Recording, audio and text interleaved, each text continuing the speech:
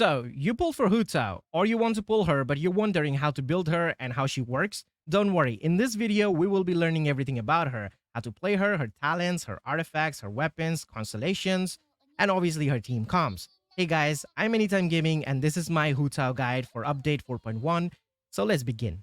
Now, before I even say anything about her, I want to request you guys to do yourself a favor, go to settings and then language and change your voiceover language to Japanese. Trust me, you won't regret it. Now that you have done changing your language, let me show you how you actually play with her. It's pretty straightforward, nothing crazy as most people make it sound like. All you have to do is charge attack with her. Now, her playstyle may vary, depends on whether you have her Constellation 1 or not, but Constellation 0 hutao is perfectly fine. However, having her C1 does make your life easy, but I wouldn't recommend pulling for Constellation unless you really want, or you have the primos to do that. I'll talk about the Constellation in the Constellation section later on. Just keep this in mind. If you have C0 hutao, then do charge attack and jump cancel. If you have C1 hutao, then obviously do charge attack and dash cancel. Your combo for C0 hutao should be N1C jump, which is one normal attack, then charge attack, then jump. You have to do that pretty much like 8 to 9 times if you can.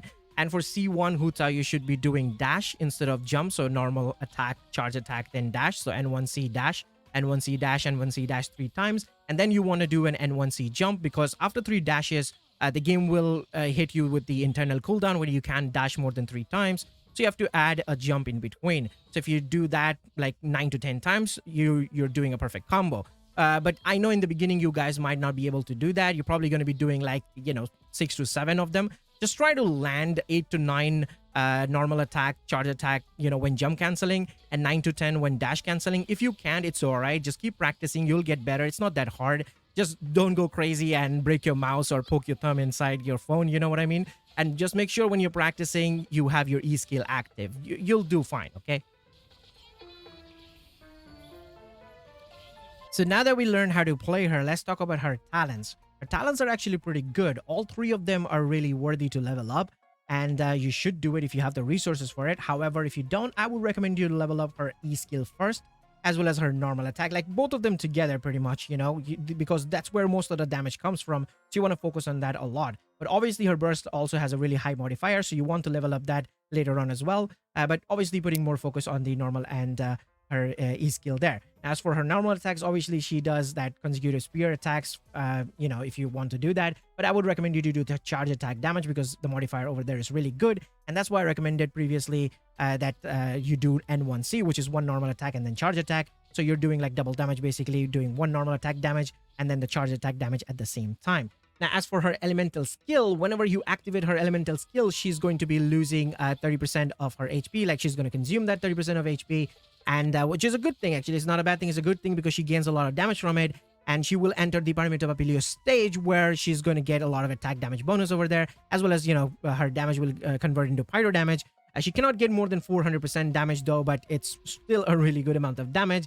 And also you want to keep her at low HP because, her A2 passive also says over here, the Ascension 2 passive, which whenever Hutao's HP is equal or less than 50%, her pyro damage bonus will be increased by 33%. So pretty much that's how you play her. Now, whenever you do activate her elemental skill and then charge attack to your targets, it will apply a Blood Blossom to them, which deals pyro damage every 4 seconds, which is, has its own like damage modifier over there, as well as, duration, which is 8 seconds. Now, your own E skill duration is 9 seconds and the cooldown is 16 seconds. So you want to do as much damage within that 9 seconds as much as you can. Same includes your, burst over there at the same time. Your burst has 2 different modifiers there. One is the skill damage modifier and one the low HP skill damage modifier there. So if you're lower HP, then you're going to do even more damage. And also, you can get healing back at the same time. So it can work as a panic healing button as well. So if you don't have any healer or like you don't have a shielder or something like that, you can actually heal her with her Xingqiu, pretty much. That's how that thing works. So the lower HP you are, the more healing you're going to get. Now, remember this, whenever you're trying to burst her, make sure her E skill is active, because that way you're going to be doing even more damage. And the energy cost is like 60, so you're going to get energy back on your burst because you're going to be spending more time, on field with her as a DPS. So yeah, that's pretty good. Now, her A1 passive is also pretty nice for her party members, because whenever her E skill expires, she's going to give 12% of crit rate for 8 seconds to her party members, which is nice. So her support character, someone like Yelan or Xingqiu, will be benefiting from that a lot. And obviously we have this passive, which is the more and merrier, which is you're gonna create a suspicious dish, like 18% chance there. So if you're cooking with her, then yeah, whatever. So that's pretty much how her talents work. Yeah.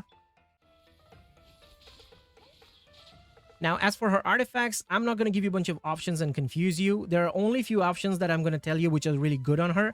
For example, like, Crimson Witch of Flames. Crimson Witch of Flame is a really good artifact set. You want to use it. If you don't have it, just go and get it. You can get it from Strongbox. Don't go farm in the, domain. It's a cursed domain, to be honest. It's a good set, though. It gives you 15% of pyro damage bonus for 2-piece. It gives you a lot of reaction bonus for 4-piece, Overload, Burning, Virgin, whatever, like Vaporize, Melt. It's a really good set. It's a really good set. You can't get wrong with it. Now, there is another artifact set which is really good on her, which is Shibanama's Reminiscent. And this set you can actually farm in the domain because it's a very good resin efficient domain. As you also get Emblem of Severed Fate with it, which you're probably going to be using on your support character for someone like Xingqiu or Yelan.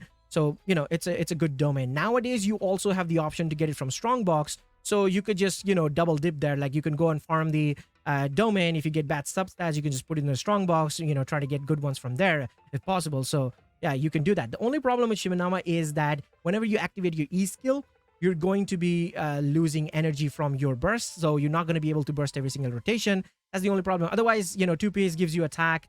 And then you have like a lot of charge attack there from 4-piece. It's a good set. It's a really good set. So you can't get wrong by using any of these two sets, whether you're using, Shimenawa or you're using Crimson Witch of Flame. Now, there is another artifact set that is really good on her, which is Gilded Dreams. Yes, Gilded Dreams is a really good set for her as well because you get 80 EM for 2-piece and you get even more EM and attack from like 4-piece. And it's also a resin efficient domain. Like you can get Deepwood Memories from it. So it's good. Now, it's not available in the Strongbox though, but you can just farm that. Maybe you get bad sets over there and then you can put it in the Strongbox, maybe trying to get Shimenawa or, Crimson Witch of Flame there. Honestly, it just comes down to the substats. Whichever artifact has good substats, use that. Like if your Gilded Dream has cracked out artifact substats like crazy crit rate, crit damage, and EM and all that, definitely use that. If your Shimenawa is good or, your Crimson Witch of Flame is good, use those things. It's all come down to the stats, what you have it on your artifacts, yeah? Now, since we are talking about the stats, then what stats she actually gets benefit out of it? Well, she can use pretty much everything, obviously, except defense.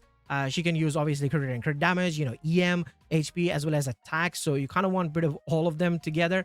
But if you can get good substats and get good crit ratio on your sets, you'll be fine.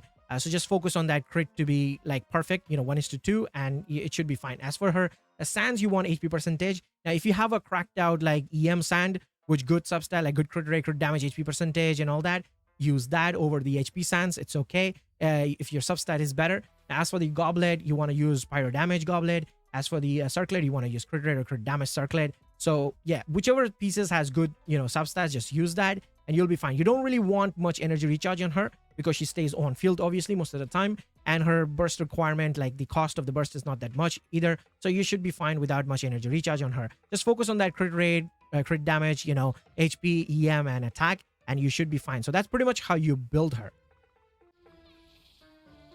Now, as for her weapons, Staff of Huma, obviously her signature weapon. It's her best in slot. It has good base attack as well as crit damage and even a passive that benefits her a lot. Like you get 20% HP increase just by having this weapon equipped on her. And also you get more attacks when you reduce your HP, which most of the time her HP is low HP, right? So yeah, you get great benefit out of this weapon. And it's not just good for her, it's good for pretty much a lot of, Polearm characters out there. So if you're pulling for Staff of Home, I won't stop you. It is a really, really good weapon, okay? Pretty much for everyone. Now, another weapon that is good for her is Scarlet Sands, which is, I believe, Sino's signature weapon. It's also a really good weapon. If you have Primordial Jade Wing Spear, you can use that for the crit stats. It's also, pretty decent on her.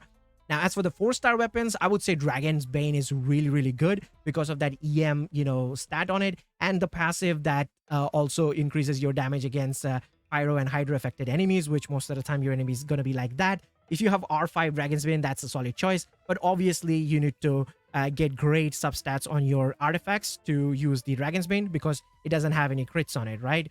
Now, if you want to spend money in the game, I would say buy the Battle Pass weapon. I would have recommended Deathmatch before, but now I won't because there is another Battle Pass weapon that is really good. The new one, I think it's called Jords, F-Jords, for Jords, whatever, like something Jords. So that weapon is really good because you have crits, obviously, and you have EM, like 120 EM on R1, which is really good. Like it's a really good choice to have. But again, if you don't want to spend any money, you can obviously be a free-to-play and still get a Staff of Homa if you have enough Primo Gems for that. But obviously, if you want to get those weapons, like Battle Pass weapons, you have to spend money in the game. So, you choose what you want to do. I would still just suggest Staff of Homa is just so good. That's pretty much all the weapons. Like anything else I didn't recommend it is not that good. Okay, on her. Lithic Spear, maybe, but again, Dragon's Bane far better. And obviously the Battle Pass weapon is also a good choice. If you're a new player who just pulled hutao like recently, maybe you don't have any other weapons. You have like a level 20-40 hutao. Which weapon you want to use her on her? Like you want to use probably the White Tassel. White Tassel has crit rate stat on it, so it's a 3-star weapon. You could just use it. You could find it pretty much anywhere in Liyue. So yeah, do that. So these are probably the weapons you're going to use on her. Now, as for her Constellations, honestly, there's nothing to tell you about Constellations other than the C1. C1 is the great constellation here, and it's a good stopping point as well. If you have the Primo Gems for it, do that. Otherwise, I wouldn't recommend it. C0 Hutao works perfectly fine. I myself have C1 because I had the Primo Gems for that, plus I won by 50-50. Now, if you ask me whether you should go for like Staff of Homa or C1, I would say Homa first because that weapon is good for a lot of Polearm characters, and it itself is a really good weapon, right? But C1 does provide her with that beautiful quality of life improvement, which whenever you activate your E skill, like your elemental skill, you're not going to consume any stamina when you charge attacking.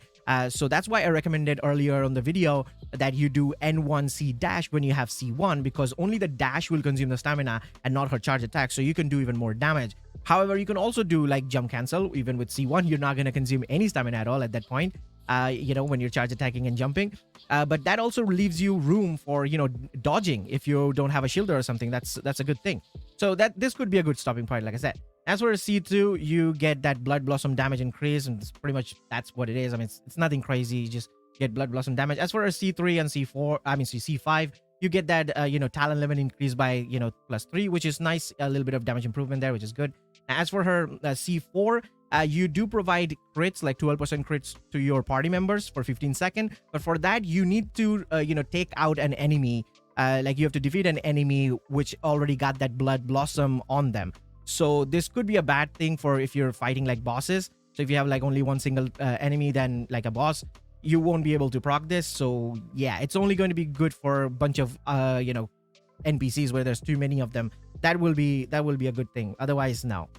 And as for her C6, this is whatever. I mean, it's a good damage increase for her. Like this allows you to build her with 0 crit rate.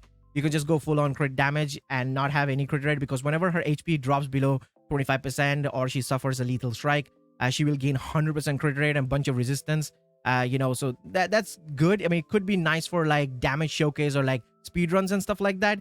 But it won't be a consistent damage like all the time, because it can only proc every 60 seconds. So you have to like wait for that cooldown. So it won't be good for like a longer fight. But it's nice for, like screenshots. That's all I can say. You shouldn't go for this. Like if you're a whale, yeah, whatever. Then why are you even listening to me? Yeah. So that's pretty much all the Constellation.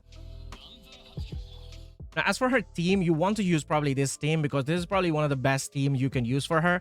Because the synergy between all of these characters are really, really good. Plus, you get that Hydro Resonant, which increases your HP by 25%. That's, benefits Zhongli shield as well as Yelan damage and Hutao damage at the same time. So it works really, really good. Now, if you don't have Zhongli for shielding, then you could use someone like Layla. Layla is good on that team. My friend actually cleared a base with Layla as well. So yeah, it works. It's good. Now, you can use any other shielder, like any shielder that you can put, you can put it over there if you don't have Zhongli, because Hutao really wants that shield unless you're like really good in dodging. Then you could put someone like Kazuha. You can even use a Bennett instead of Yelan and have Xingqiu and Hutao, because Xingqiu and Hutao, both of them available in this banner. And funny enough, Hoyoverse gave us all the characters that is available on this team for a couple of patches now, right? So we got Yelan there previously, then we have Zhongli, and now obviously we have Hutao and Xingqiu on this banner. So if you manage to pull all of them, then congratulations, you have this team.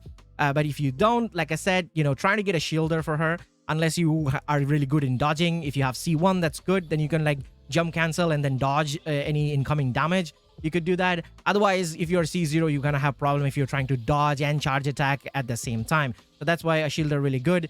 And as for, her support, Yelan and Xingqiu probably the best, because, Hydro Application and she's doing the Vaporize at the same time. It's a really good team, but that doesn't mean that there aren't other teams that you can't use for her. Like I said, you can use someone like, Kazuha or like even Bennett. You can use that and use Xingqiu and Hutao. There are multiple other teams you can use, but honestly, the amount of damage and synergy this particular team provides. There's no other team that would do that, and this is literally one of the best team for her. So if you can get close to building this team, you'll be in a great position. That's all I can say. So that's pretty much the team you want to use for her. Now, that being said, that brings us to the end of the video. If I make any mistake, I apologize for that. This is my first ever Genshin guide video, on the channel. Obviously, I tried really my best to bring you guys the information that I actually learned over the years. And I hope you guys will enjoy it. If you did, leave a like and subscribe if you want to, because I will be putting a lot of Genshin Impact content on the channel as well, because I really love this game and I want to share my experience with you guys as well. So yeah, that's pretty much it for the video, and I will see you guys in the next one. Till then, peace.